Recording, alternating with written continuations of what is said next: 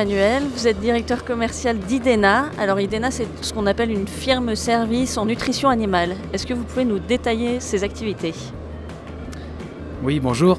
Donc effectivement, une firme-service en nutrition animale, c'est une entreprise qui a des équipes techniques qui gèrent toute la partie connaissance des besoins des animaux et fait le lien par la formulation des aliments entre l'ensemble des nutriments des matières premières avec les besoins spécifiques des animaux à chaque stade de croissance.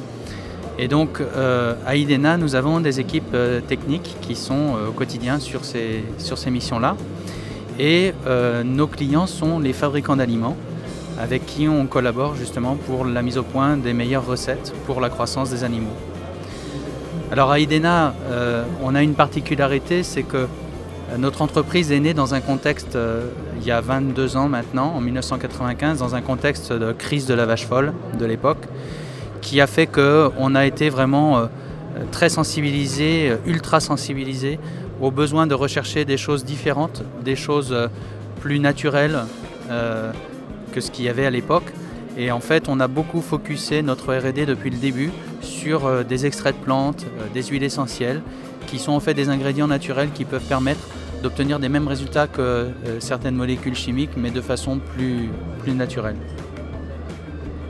Donc vous êtes très investi dans l'innovation et la R&D et vous travaillez avec d'autres partenaires, avec des entreprises, des laboratoires publics, et c'est pour ça que vous avez rejoint le pôle de compétitivité Céréales Vallée?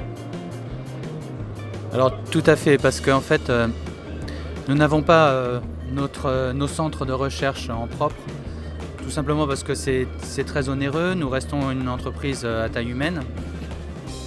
Et en parallèle, ça nous permet aussi de garder une vraie objectivité sur les travaux de R&D que l'on fait, puisqu'on les fait systématiquement avec des instituts externes.